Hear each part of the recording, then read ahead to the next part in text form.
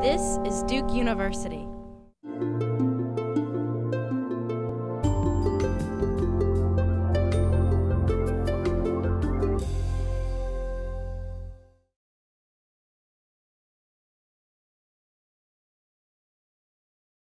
I want to thank you all for coming, and especially thank our great panel.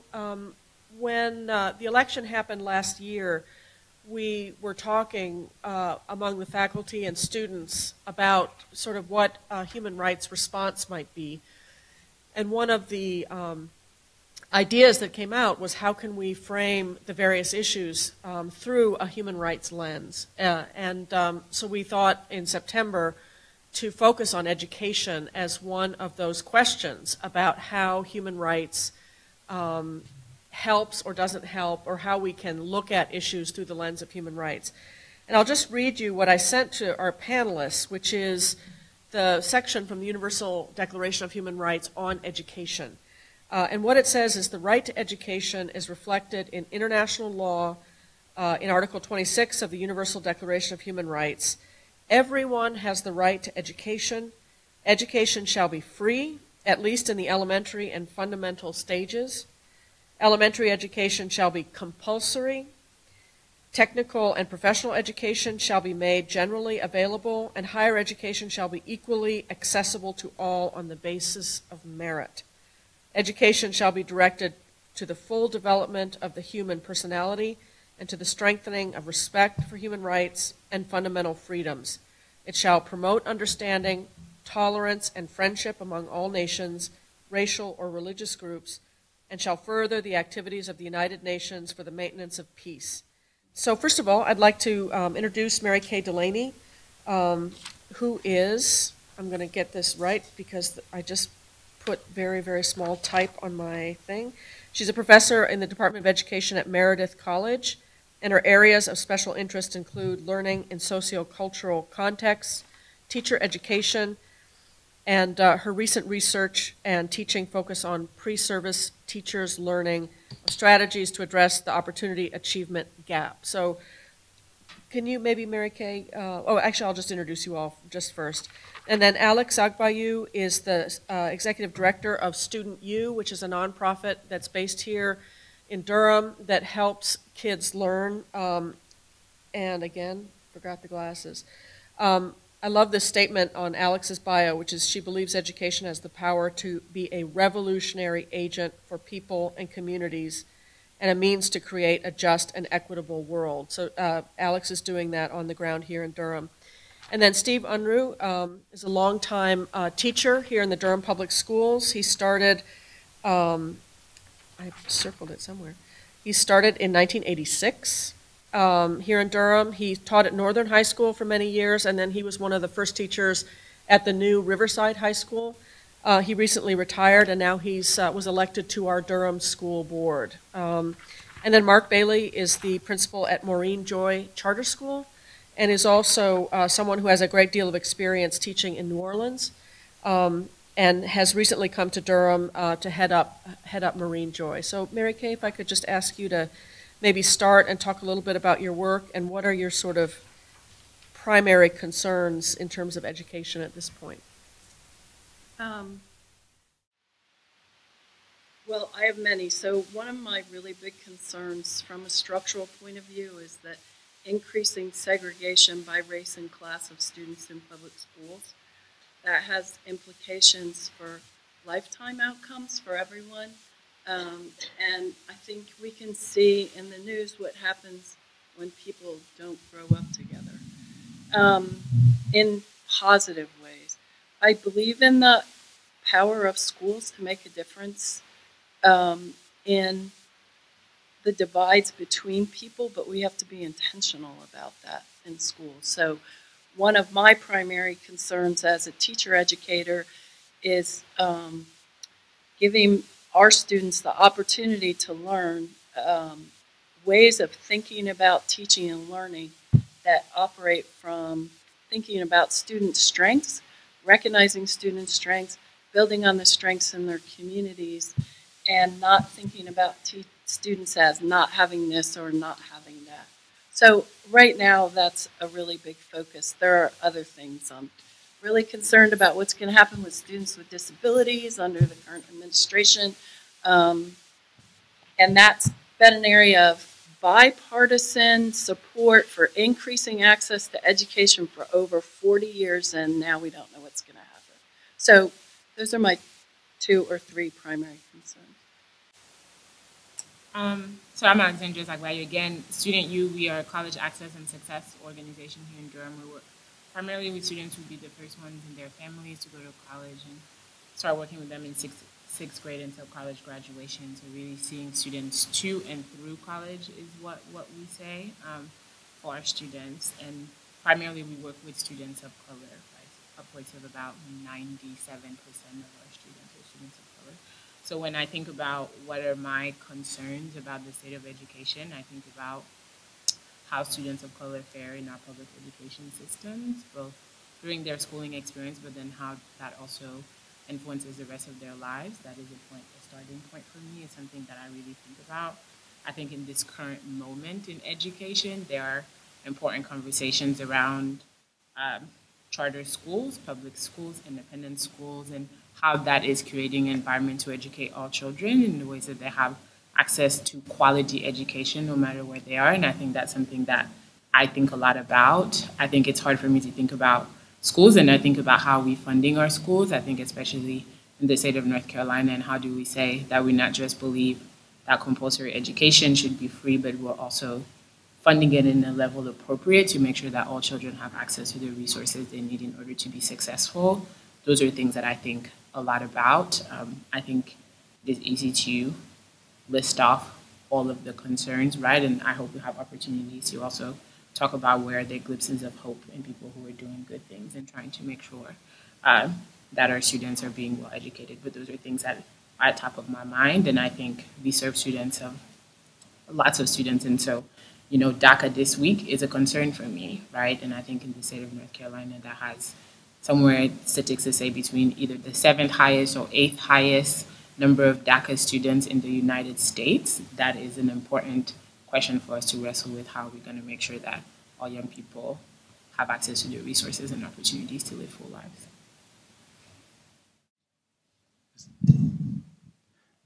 So good afternoon. I think the biggest challenge, I believe, in public education is countering the narrative that our schools are failing, and trying to construct a long-term perspective that shows the successes that we've had. I started teaching, as Robin said, a little over 30 years ago, and looking over that span of time, the success of the public school system is really pretty staggering. I'll identify just 3 areas quickly, but I think there are more of that. The difference between what happens with education for students with disabilities is just night and day difference. That we've made just tremendous strides in providing quality education to all of our students, no matter the disabilities that they may bring with them into the school. The second is the breadth of students that we're serving. When I started teaching, our graduation rate here in Durham was a little over 50%. So half of 18-year-olds, if you just went into the mall, half of those 18-year-olds had not graduated high school.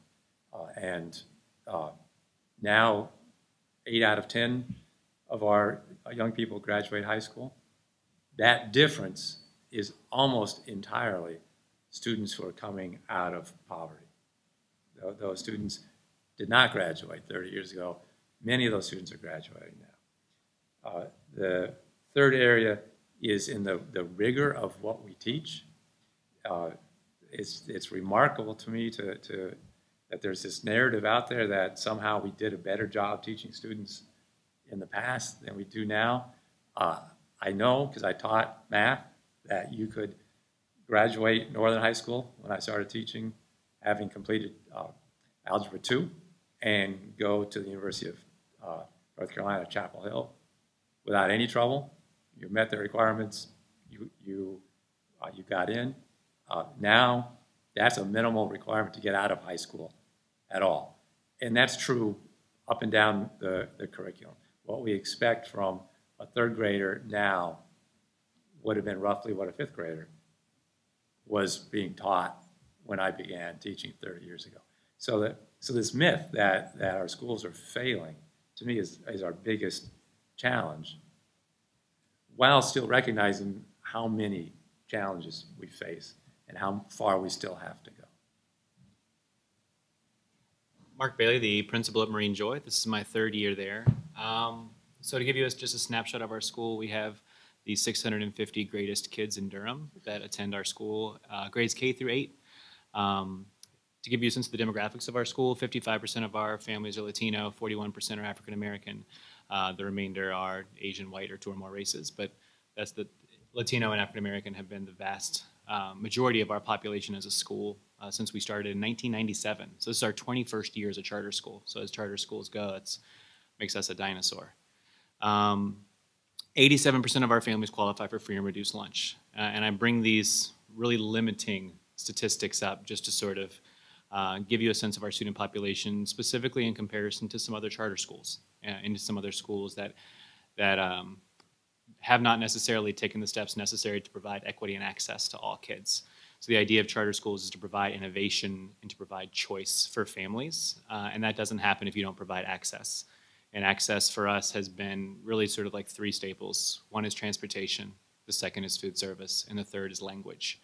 And if you're not intentional around providing transportation to your location for families who have limited resources, if you're not intentional around partnering with Durham Public Schools, which we have done to provide breakfast and food service, lunch service every single day, and if you don't take the steps necessary to communicate with your family so they understand how their child is doing and what their role is at home, then you can be an option technically, but in reality, you're not truly an option for those families. And that's something that's important to us. We've also had some of the concerns around the narrative with the current administration around immigration. The Wednesday morning after the election, so we're getting kids off the bus, having kindergartners and first graders asking me if all the moms and dads are going back home or can't be here anymore. And then this Tuesday, some of those same conversations just coming up with what their status is, what's the status of their families and their friends and the people they care about. And adding that stress to kids who already have a lot of things on their that are weighing them down is just really difficult to see from the perspective of someone who just cares so deeply about our kids. The other challenge we have, just speaking very frankly, is teacher recruitment. We are very fortunate right now. We have a waiting list of over 400 students, and that's largely through word of mouth. We don't do a lot of advertising. We don't go door to door. But that's happened because over 20 years, we've built a reputation with our families who have then told other families that we've been a good option for their kids. That being said, every spring and every summer, we are hustling to find dedicated and talented adults who are willing to put in the work it takes to make our school the school that it's been, and more importantly, the school that it can be.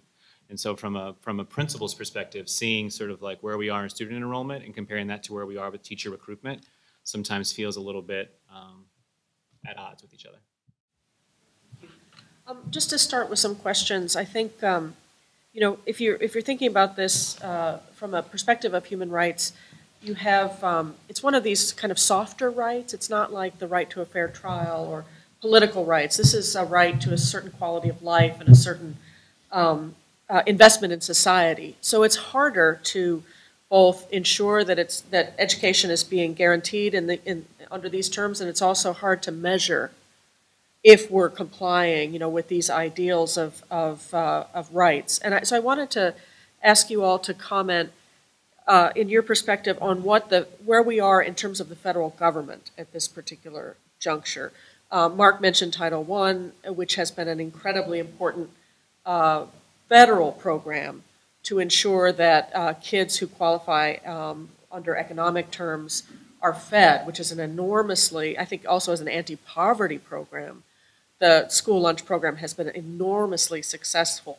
But with the new Secretary of Education, with this new administration, where do you see the challenges for the work that you do in terms of doing your work better in terms of being able to educate in your schools or advocate for students or educate and help kids who are headed to college and may have difficulties, or in terms of your work, Mary Kay, maybe we could start with you just in terms of education policy, and also, you know, in particular, these rights of disability, rights of disabled students, because that's really been a big focus with the new Secretary of Education. So maybe I could ask you to start on that. So the Department of Education is the agency that oversees IDEA, the Individuals with Disabilities Education Act, which guarantees the right of students with disabilities to a free and appropriate education in a least restrictive environment. It also guarantees that they have rights in the process of being identified and that families have rights in that process also. What we're worried about is whether or not those are going to be enforced by a department that during the hearings, the now Secretary of Education, Betsy DeVos, said that things should be under local control, which means go back to the states. The states, without federal enforcement, don't have a lot of incentive because special education is expensive. Also, the federal government contributes to the education of students with disabilities to each state. So any student who has disabilities who's receiving education, part of their education is funded by the federal government and part by the state government like everybody else's. So there's a subsidy if you think of it that way. But it's a rights guarantee, so that's a different kind of spending in my mind. So I guess I'm worried about enforcement of that, and my response to it is to make sure that all my students who are studying to be teachers know these rights and can recognize how people are being treated in the process. I also advocate all the time and watch what's happening, but I would say that I don't feel very optimistic about it, and I feel like we're in limbo right now because you don't see any movement in either direction, which is not a good signal from somebody who got so much pushback on this issue during the hearing. So that would be where we are. I'm worried, to sum it up. I think I would like to say first, Student U, we think a lot about how different systems interact with one another, right, and create the conditions that then lead to educational outcomes for students. And so as I think about answering this question, it's hard to not think about housing policies influence educational outcomes. You know, decisions around national health care is going to influence educational outcomes, right? And so I think it's also important as we have conversations around, I think all of them interact, but they all show up in the classroom in a very specific way. And often when we talk about education, we only talk about what's happening in the school without putting enough emphasis on all of these other policies and all of these other decisions actually influences who shows up in the classroom and therefore their educational outcomes, right? So we think about all of those things, right? Right now, certainly there is a concern around DACA and what is that going to mean for students, but if Alex, you would can I just sure. We have a Facebook comment to speak more into the microphone so people can hear you, Sorry. but maybe move it forward a little bit so that, yeah. Sorry. No. So I think that's one, but I think that even before this administration, questions around affordability of college is something that we think a lot about and our students think a lot about, right? If you look at students who come from low-income backgrounds, one of the number one reasons for not completing college is the cost of college, right? And so how are we thinking about, and this is not something we can say is trumped issue, right? This was an issue before this administration. How do we not just tell students you should go to college? And at this point, we know that college often is a need, right? In order to be able to live a life where you have enough financial income to be sustainable, how do we make sure people can afford that? And that experience that we know is mandatory almost now doesn't exclude other people, right? And so I think that's something that I think a lot about.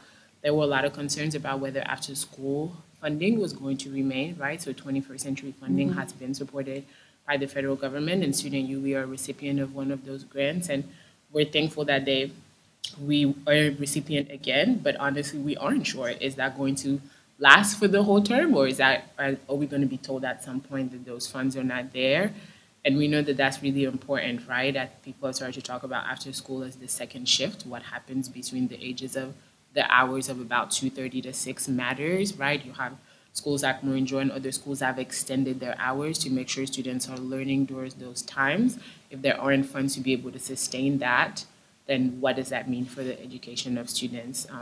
And so I think a lot about that. And then I think that the whole conversations around vouchers is something that has been put again in the public forum in a very public way. And we don't have quite enough answers. I think that wherever you fall on the question, and I don't want that to become the conversation, I think there's a role to recognize the traditional public schools have always, and I think will continue to be, the main agent to educate children in the United States. And so how do we not think about workarounds, but support what's happening within the traditional public school in order to support our students feels important, especially when most students that I work with, students who qualify for low income, come from low income families, will be supported by public schools. What does it mean to not get sidetracked in those conversations and have a conversation that is, how do we make sure all children are well educated, and not fragment the conversation by creating opposition in places where we're all here because we care about young people and want them to be well. So those are things that are top of mind for me when I think about where we are now. I think it's helpful to try to think about what the federal government does well and what it does badly. So, and I think it's important to, when we think about the federal government, to not just think about the White House, but to think about the entire apparatus of the federal government, the presidency, but also the legislature, and also the bureaucratic structure of federal government. So what the federal government has done well historically is to address poverty. The child nutrition program, in particular, was a huge step forward in terms of having students prepared for school and being able to continue to have access to school. Setting some basic rules and parameters. So around the education of students with disabilities, I think I tried never to miss a chance to talk about Title IX, which just totally transformed opportunities for women in this country. That was a federal program, and what it did correctly was to say, these are the rules, this is how it has to work, and now left it to the local school districts to do it. And then kind of framing the story, and that's something that the federal government does well, and for me, unfortunately, because for the last decade, the federal government has framed this story of failing schools, and they've just hit it over and over again, and that's become the prevailing narrative. What the federal government does badly is try to run schools, and so this whole testing apparatus that now exists was largely driven by the federal government. There's no data to show that it's actually produced better education. It has produced a lot of data, and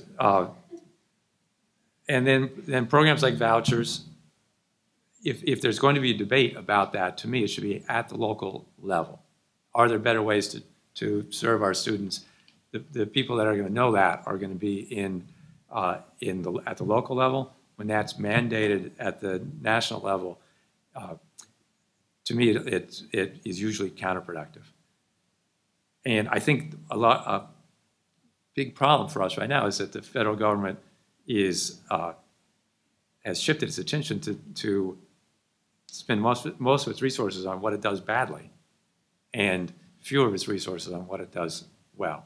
And so we're getting better and better at doing bad things. So our relationship with the federal government is primarily financial. So we receive Title I, Title II funds. Those are to support our general sort of education program, to support teacher development. We receive free and reduced lunch compensation. So As an organization, we have about a $6.5 million budget. If you add up all of our federal funds, it's probably around $650,000. That is conveniently about 10%. So if you can imagine trying to run our organization with a 10% cut in budget, it would be devastating. And where it would be devastating are all the things that we want to do for kids that we're not necessarily required to do, but we believe produces better outcomes. It's reducing class sizes, it's providing instructional coaching for teachers so they receive development at school. It's all those things that we think are going to help make our school extraordinary that we can do in part because of the support from the federal government. The other place is through those policies and regulations and what they require to be done, specifically what they require to be done on behalf of those who tend to be the most powerless and to not have voice. And I think about students with disabilities. My wife and I were both special educators when we started teaching. That's always been important to me. And without the laws that exist to protect students with disabilities and to mandate that certain things are in place for them, you're left with organizations that either do it because they think it's the right thing to do or do it because it's financially possible or financially convenient. And I just have a fear that that's going to result in people not getting what they need. My experience in New Orleans, you know, was an educator there for 14 years. And you know, if you know anything about the city, it's basically the entire city of New Orleans now is charter schools. There's 6 schools in the school district, and the remainder of the schools are charter schools. And people have asked, you know, so what are the outcomes? It looks like schools are doing better. You have some successful school nows that are inclusive, whereas previously every single school in New Orleans that was not selective admission was by sort of the grading system of failing school. Not to go back to that narrative, but it certainly fed into it. And the answer is usually like, yeah, unless you're a student, family with a kid with a disability or a family with who doesn't necessarily know how to advocate and traverse this landscape. Right now, you don't have to do that because there are people who are mandated to provide what you need. But I came across families in New Orleans that would go to the school around the corner. They said that they were full, and they kept their kid out of school until October. And when we would meet with them and realize like, oh, we have to help them kind of do this. I fear that lessening sort of like what schools are responsible for could result in families receiving a no the first time they ask a question, not knowing where to go when they receive that no, and being left without the help they need. So from that perspective, although they're often very challenging from a school perspective, meeting all those mandates is challenging, but we know why they exist, and we believe that the truth that's behind them is what our kids deserve, and so we're bought into that. I'll just ask one more question, and maybe we could start with Mark this time, very much focused on Durham, because you all either have had kids in this school system, have trained teachers that have come here, work on the Durham public schools, and I wanted to see if you could respond to what you see as the main challenges as our schools continue to be, very divided in terms of race, and also are struggling with larger classrooms, struggling for resources. In your world, and also with gentrification happening in Durham, a lot of changes happening at the city and county level. Mark, I wonder if you could just take this on. What do you see as for Maureen Joy, what are some of the main challenges that you see on the horizon for giving your kids a great education? I mean, the most important individuals in our building are our teachers. And our teachers being able to come on day one with the content knowledge they need, with knowing the pedagogy. That's been our challenge. And that's because we have some folks from a variety of different backgrounds who've received a lot of different types of training, and in some cases very little training because they've entered in a non-traditional way.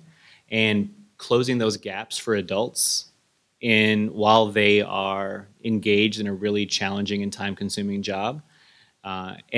And we as an organization having the capacity to know how to close those gaps is very difficult. And I feel like when we have teachers who come in prepared and ready to be successful, a lot of the other challenges we would point out sort of seem to go away. And they're still challenges. They're just the success and the abilities at the classroom level are able to help them overcome whatever those things are. So for us, it's teacher readiness, teacher prep, and our ability as an organization to do that work also.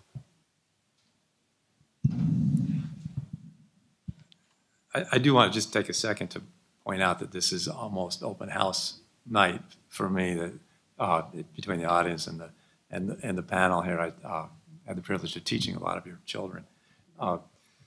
So I'm sure they're watching because I'm sure they follow you everywhere. And so I just want to say hey to my former students. And especially the ones who were doing Facebook in my class at the same time. I'm sure they're on Facebook now. So I want to echo the challenge that as a system of education, and not just as the public school system, but as a system that encompasses the public school system, charter schools, homeschools. The challenge is teachers who know how to teach and keep them in the classroom. In the best of circumstances, it's a very hard job. When we freeze teacher pay, when we add burdens over and above what you're supposed to do in the classroom, it becomes difficult to recruit people into the job, and then very difficult to keep people in the classroom. And so really everything else pales in significance in terms of how to educate. It's all about having teachers in classrooms. We find it equally challenging to keep strong principals in our schools, and for pretty much the same reasons. It's a hard job. We're asking people to work 50, 60, 70 hours a week, week after week. It's hard to keep asking people to do that. We've frozen principal pay actually longer than we've frozen teacher pay, which is remarkable. And then the challenges we all face are poverty and the hardships that students live with that come with them into the classroom, and equity. Equity around poverty and around race are what we try to do in our schools is to address the many issues that are created for our children by all the other social structures in our society.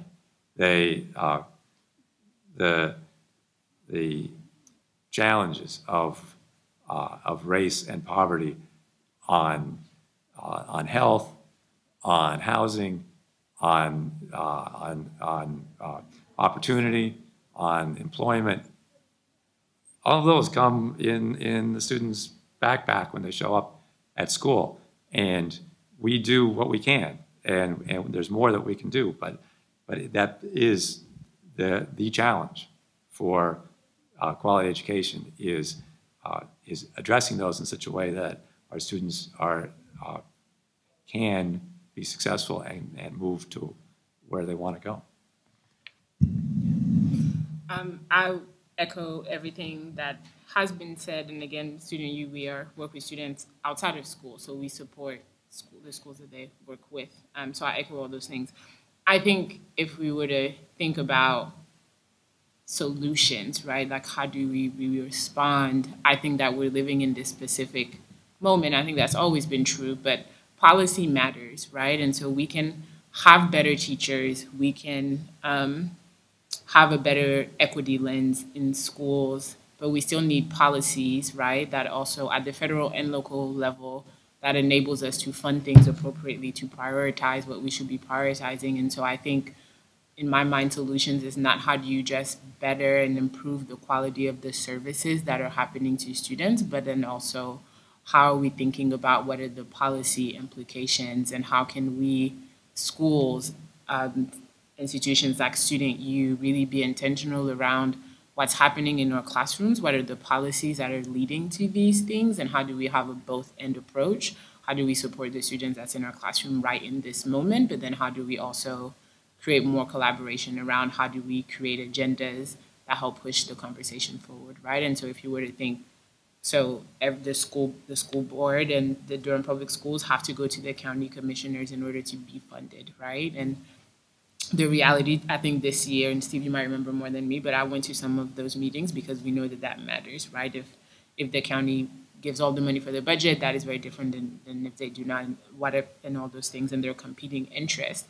But I think this year someone said specifically, we did not get a lot of money from our state legislation, which means we have to pick up more of the slack, and there's less money and there's more need, right? If we have the same conversation every year, everyone is having a harder time to support students. And so how do we think about, well, what's happening at the legislature and how is that going to influence our students in their classroom? That feels very important. So I think policy is really important, and funding. I think teachers do matter. I think race and class are often connected, and I think require different types of education to be able to consider how to do it well, right? And so how Durham Public Schools has an executive director for the Office of Equity to really think about, well, what are the places where they're connected and not, and how do we teach our teachers to be able to teach Black students and teach Latino students and teach all the different students are within our schools. And I think our education system has room to grow in that, right? How do we think about race explicitly as it shows up in the classroom? And I think that's an area of growth, right? I think a lot about the school to prison pipeline because it influences students of color disproportionately, right? And so how do we consider how we're going to think about that and change that to make sure that young people, especially Black boys, are not going to school concerned that choices that they would make because they're middle schoolers sometimes and make poor choices doesn't lead them to be unnecessarily criminalized in ways that follows them the rest of their life, right? And so I think for me, those are the things that I am thinking about what is happening here in Durham and what we can do differently.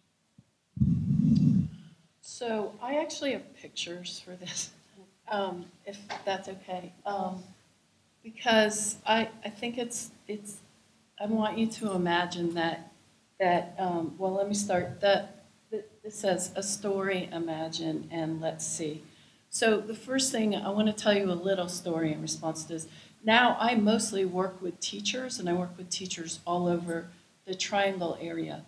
And we had a wonderful opportunity to talk with some legislators and legislative staff about mostly about teacher ed policy, but there were teachers there, so there were other discussions. That, I think, is important, talking to each other. But one teacher who is an awesome teacher, she is the teacher that you're describing and what you want, Alex, in a teacher. She was asked by somebody from the legislature, I don't remember, staff or a member, who asked her, don't you like your raise? Aren't you happy about it? And she said, well, happy about my raise, but not all my colleagues got a raise. And then the follow-up question was, well, who are you talking to? Only really experienced teachers? That's the reason you think that. And she got really thoughtful. This is how she is as a teacher, too. She's like, leans forward. This is how she is with her students. She looks at them and she goes, yes, I think it was all experienced people. And then she paused and she said, because that's who I want to be. Okay? So we have policy being made by people who don't understand that when you take a job as a teacher, you're looking down the road to who you want to be like. You're looking at Steve Unruhe and thinking, ooh, I want to be like him in these ways. And you're looking at how he made a life, and you're looking at how to do that. So let's look at the difference between a teacher who was hired in '97, what they were looking at down their career, and a teacher hired in 2017. So I have lots of years here, but I really just want you to look up at the top. I'm going to look here. Else, can I stand? Yeah, of course. Yeah. Okay. So if you look up here, if you were hired in 1997, in 2017 dollars, you would be making $37,746. Okay. So I just changed the salary into 2017 dollars. If you got your master's and national boards during that time, you could end up at 30 years with $72,000 salary. Okay, today if you're hired, here's what you look at. You're going to be hired at $35,000 a year. So that's not that different from 20 years ago, notice. So it's not really a raise that has happened. Okay, so second, how much can you make? Look at the 4 boxes. This is 30 years and 27. Every single box has $51,000 a year. If you get your master's, you make the same amount of money. If you get national boards, which is a very rigorous process for teachers, you make the same amount of money. You're looking at a career that begins at $35,000 a year and ends at $51,000 a year. That's what our former student, the thoughtful teacher, was looking at as she sat there. Okay? So now teachers, when they get hired on schedules, they know they can change. But you can see that in prior years, there was a reasonable expectation that it wouldn't change that much. This is a huge change. So on the next slide, okay, another thing teachers just think about a lot is, do I have to buy paper this year or am I going to have enough? What is it on supplies and materials? Will we have new books or not? What will I have for my kids so that I can teach well? And you see the same trend down in per pupil spending on materials, a slight increase in 16-17, but still not up to 2007-2008 spending levels per pupil general fund appropriations. So state money, this does not include appropriations from the federal government for special ed or lottery funds, so it's just general fund appropriations. The next slide shows your spending on supplies and materials. So we have a huge teacher recruitment problem, but when you have a really thoughtful teacher who is just awesome with every kid, who sits there and says, yes, I am talking to the experienced people because I want to be one, and what she didn't say out loud was, and I'm trying to figure out in this context how I can do that. That's a big problem. I just want to say one other thing. You have to imagine one more thing that's true. Over those 20 years, we've had an increasing disparity between the really rich and the middle class and poor, so that we have a concentration of wealth way up here that advantages mostly white people. And so this policy making is happening in that context.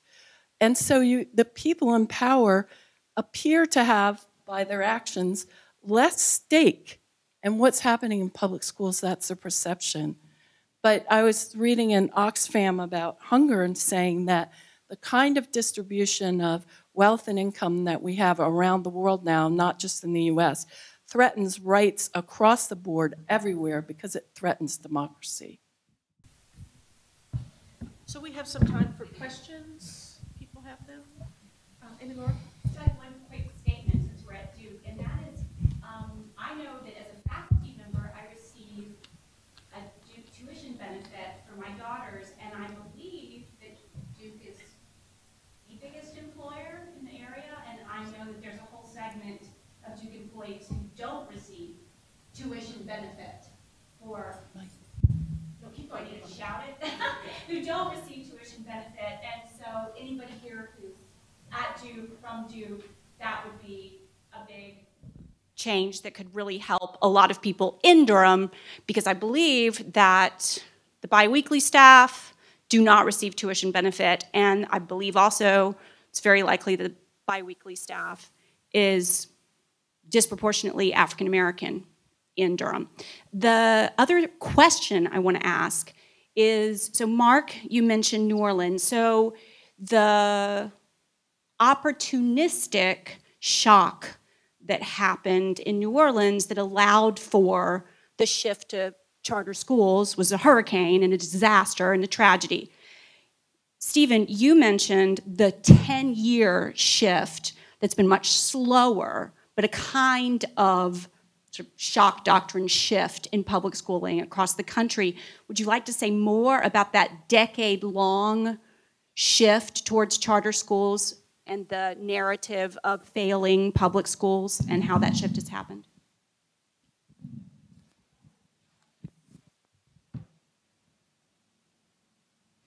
I don't know if I want to compare it to Katrina, but I think the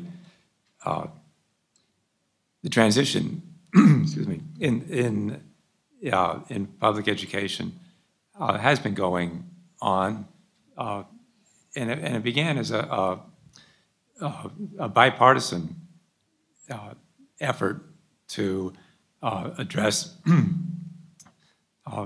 performance, and then underwent a transformation into a narrative of failure. And so I think when we talk about charter schools, we talk about vouchers and so on, I think it's very important to distinguish between what these look like from a parent standpoint and what they look like from a policy standpoint. Charter schools, the original idea of charter schools, I'm pretty sure came out of New York back in the late 60s, early 70s, and it was an effort by neighborhoods in mostly poor neighborhoods to address the inequities that were built into the public education structure at that time. And so historically, charters were a reflection of an effort by people that were fighting poverty, fighting structures of inequity, and trying to create an alternative to that.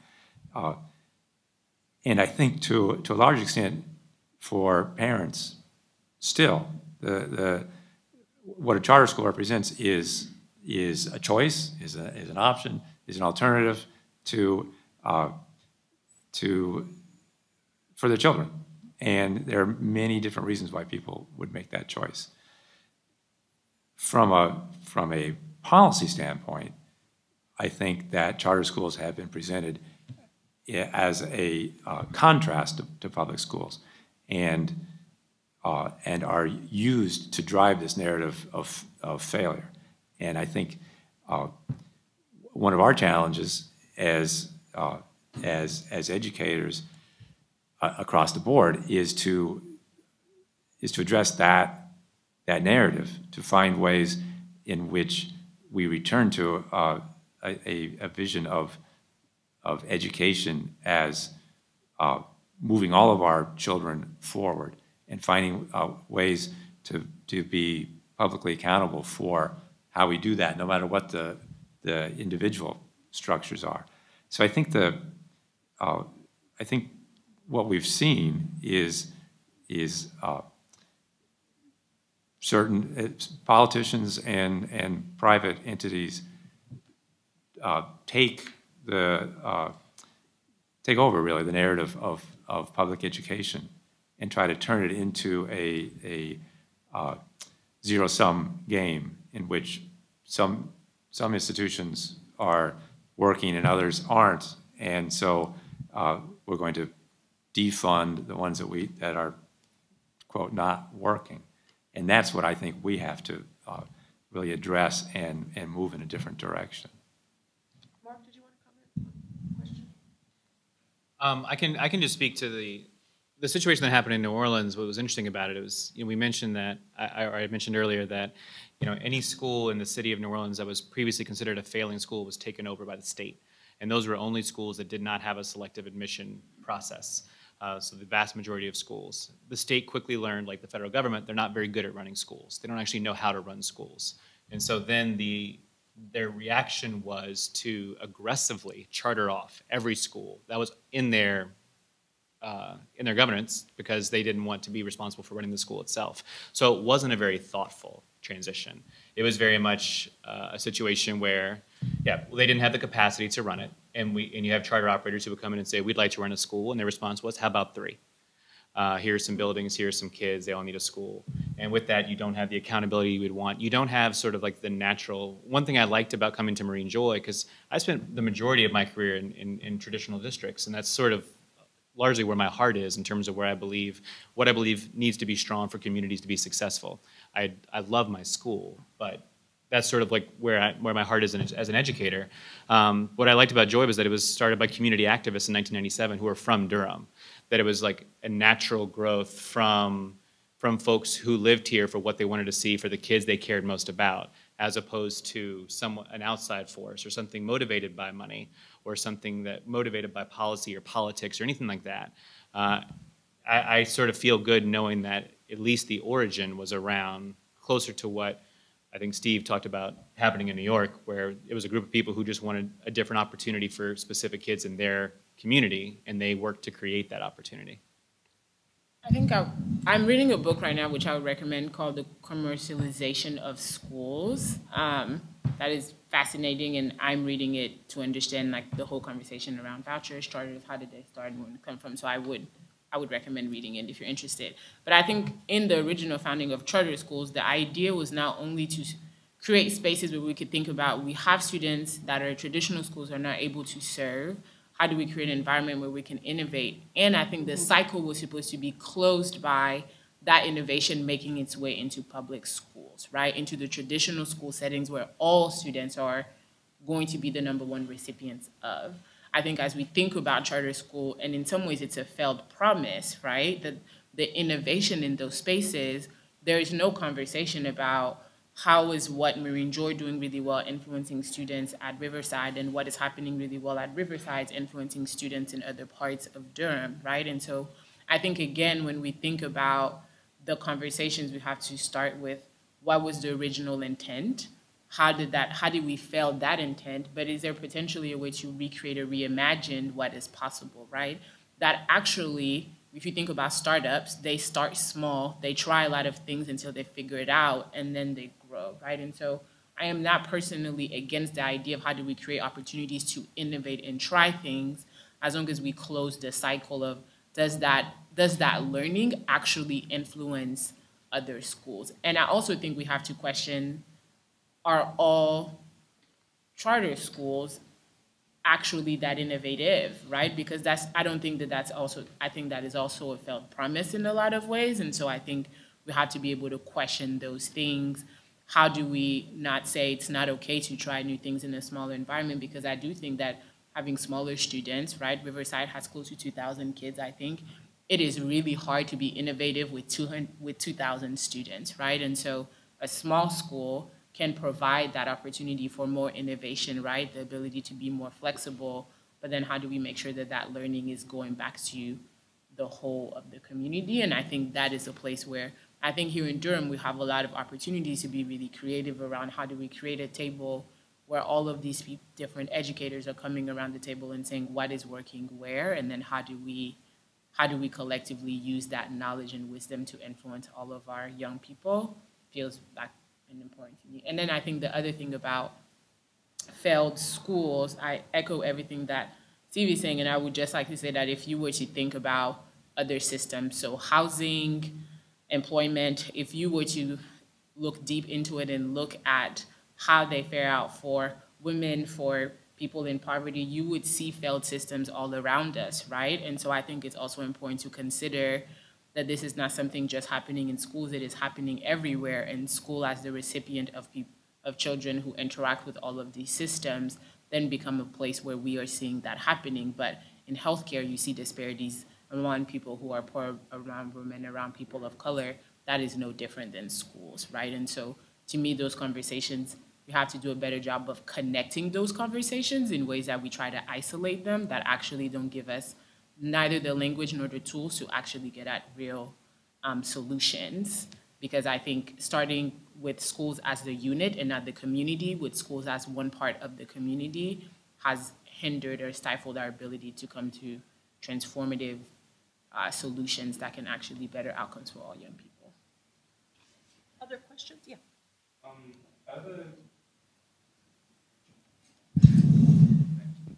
I have a question on the role of early childhood education and how this fits into this system. So there's a lot of push towards early childhood education programs, and we see that there's a lot of prioritization for other programs through education. So I was just wondering if you could touch on how important early childhood education would be, especially in this administration. So have they said it's important? Because I didn't hear it. So in one of the actual little glimmers of hope in everything we've talked about is the increasing access to preschool education that's happened across the country. It's kind of at a plateau right now, and no changes like this, well, hardly any. Well, bad change can be, but good change you have to sustain over time, right? So I would say that's a glimmer of hope, and the research in my mind is pretty clear that it's really important. So if you think about third grade testing, by the time a kid is 8 and gets to third grade testing, and we see what I said in my bio, opportunity/achievement gap, you hear achievement gap, you need to think opportunity gap. That what those tests are measuring is the different opportunities people have had outside of school that have enabled them to have access or not have access to the curriculum and to the teacher. Preschool helps close that opportunity gap. And so one way to think about that is this study was looking at that the difference in scores in third grade between kids who had preschool and kids who didn't was huge. So they thought, of course it's huge, because by the time an 8-year-old who's been in preschool gets to school, they've had 5 years of school. By the time the 8-year-old who hasn't been in preschool gets to school, they've had 3 years of school. So if there wasn't a difference, we should worry about that. What we need to do is get kids preschool who don't have access.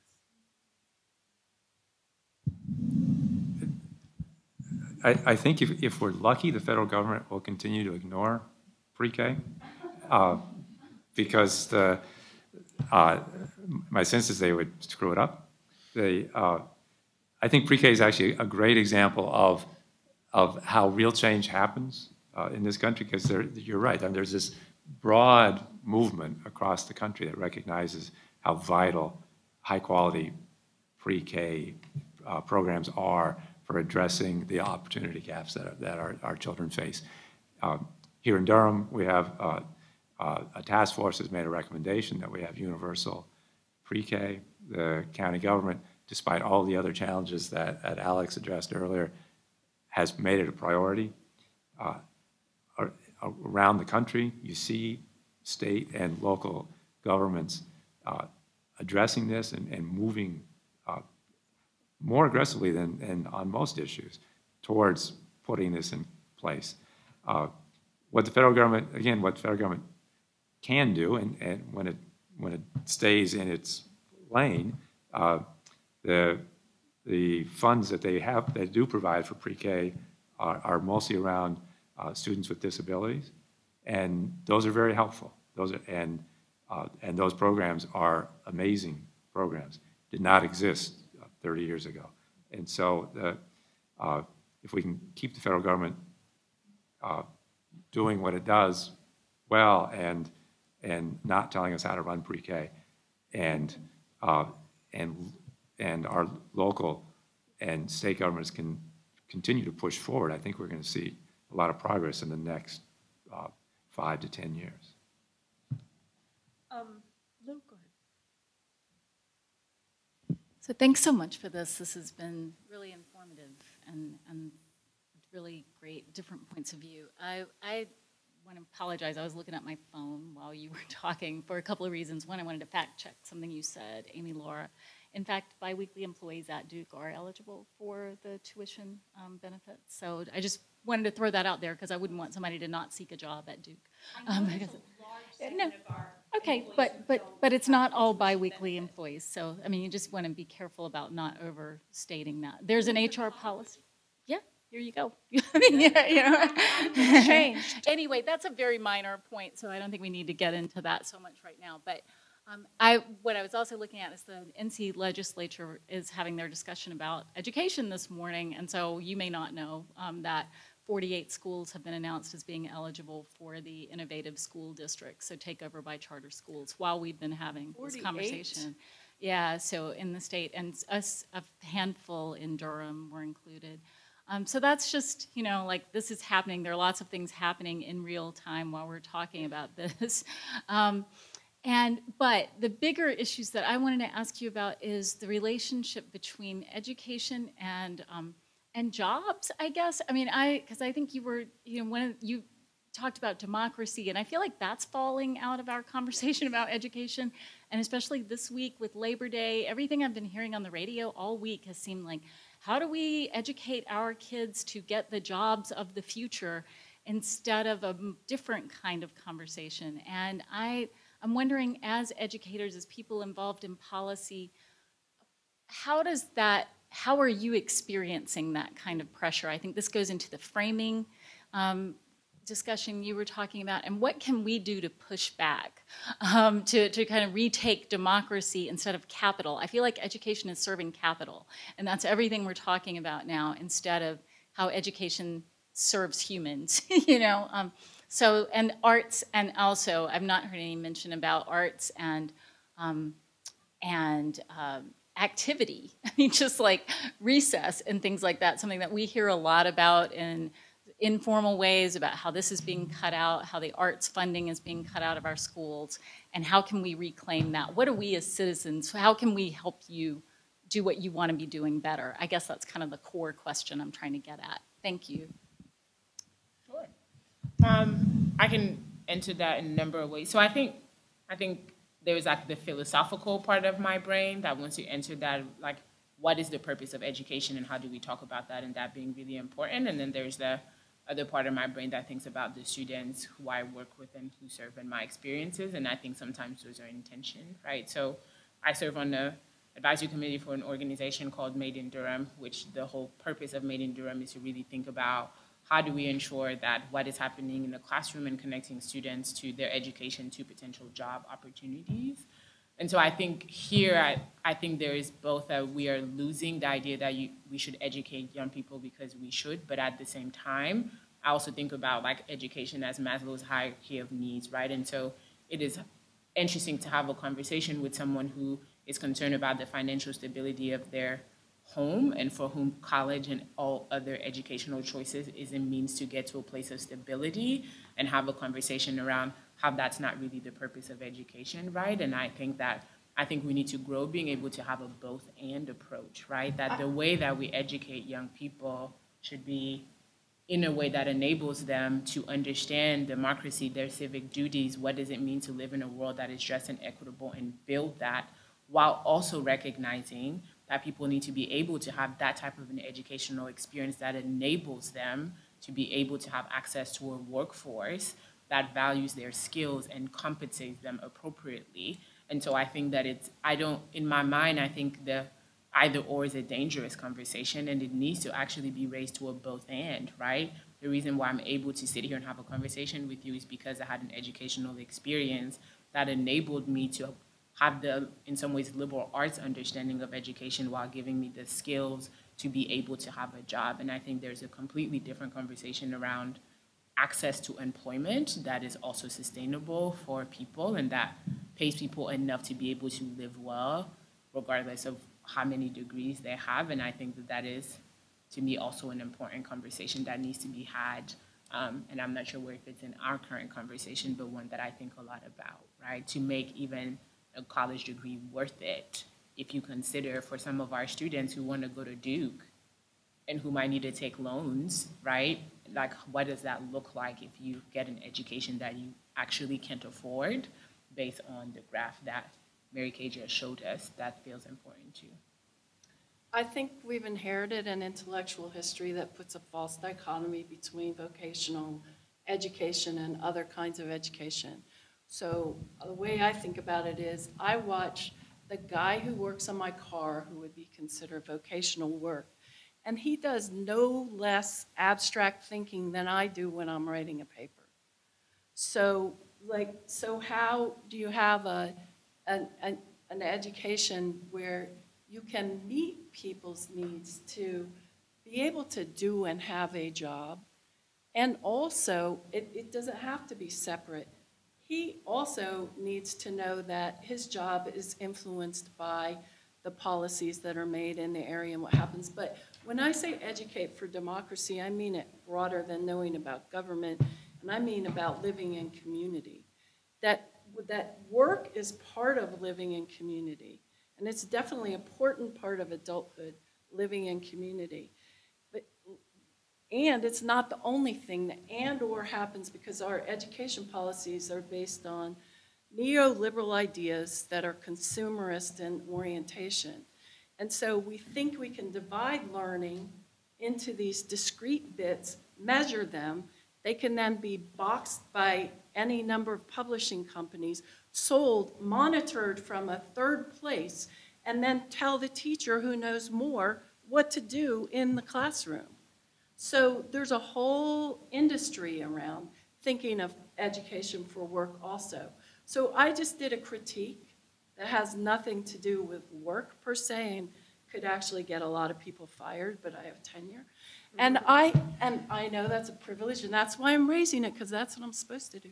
But anyway, I just want to say that if you are a parent and you understand the way, if you're educated for democracy, you understand the way that those forces are working on the choices that your children face, so you're better informed. So it's sort of the ability to think critically is important to spread around. So I'm trying to support what Alex says. It shouldn't be this or this. We inherited that history. Let's take back the democracy part and put it together. If I could just take the moderator's privilege of asking the last question, and I'm responding to something that Alex said. I don't want to leave us without hope. Why be a teacher now? You guys have really focused a lot on teaching and on these interconnected systems and the difficulties of teaching, but if we could just maybe end on why be a teacher. And Mary Kay, you were so eloquent just now. Why? And you teach teachers. Why be a teacher now? Because the most basic thing that a society does is take care of its young people. And to be part of that is a privilege. You can fight all this stuff, but there's nowhere else, there's no other kind of work where you get that privilege and honor. And I say this not in a romantic way. I mean it deeply inside of me. I mean, teaching involves all sorts of things you don't anticipate at the beginning, like vomit, snot, teaching kids how to blow their nose when they're really little. And then also these horrible dilemmas that even very young children, I've taught kids from kindergarten all the way through high school and college, and I teach grad students too. So that these dilemmas of their lives that they bring to you, that you're just then have an opportunity to be a part of. So I don't know what better way to live a life than to serve the young people of our society. That's what I think.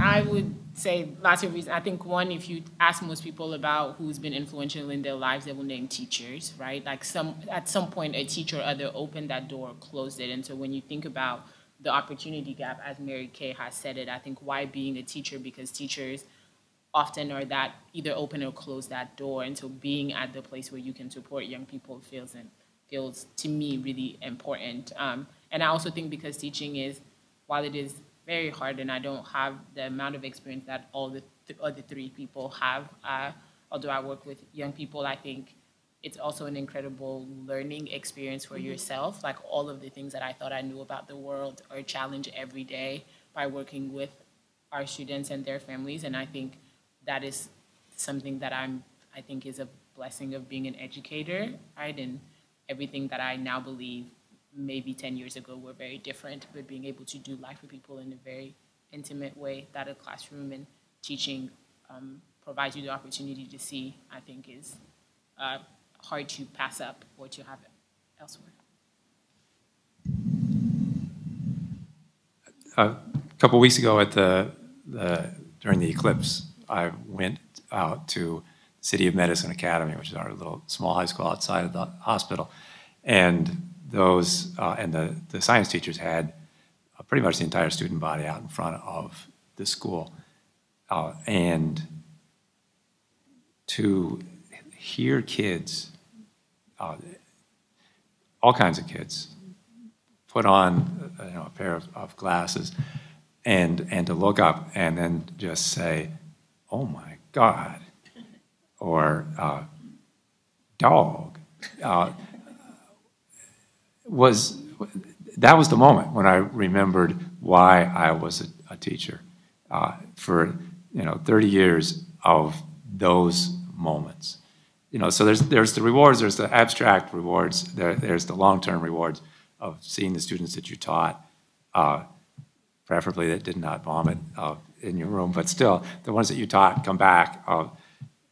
But the immediate reward happens every day.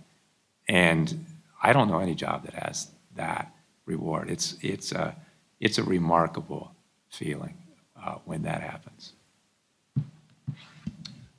Best job I've ever had is a 10th grade English teacher. I will retire as a 10th grade English teacher. It is my greatest joy. I was an area superintendent for 3 years over high schools and outside of New Orleans, and was on campuses every day for kids who assumed I was there to fix the copier or to do some other job. They didn't know who I was. Attended 11 high school graduations in 3 days and shook over 16,000 hands for kids who didn't know who I was because I wasn't a person for them that had value and contributed to their life. And that experience drove me directly back into a school.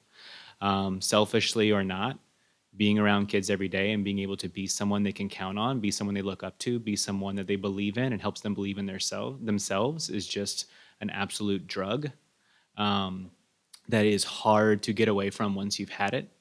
And I feel like having that opportunity, a friend and I, when we became principals, sort of had the "how was your day" conversation. And we were both like, it was good. And we were like, so what happened today? And he paused and he said, nothing.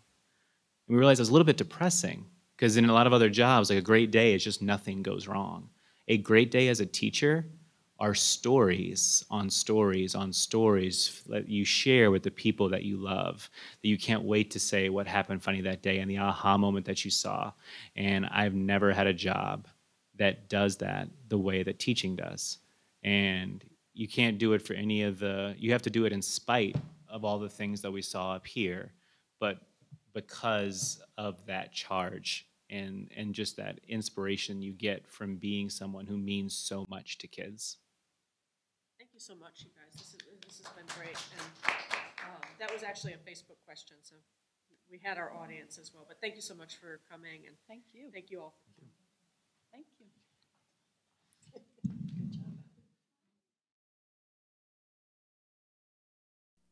Produced by Duke University. Online at duke.edu.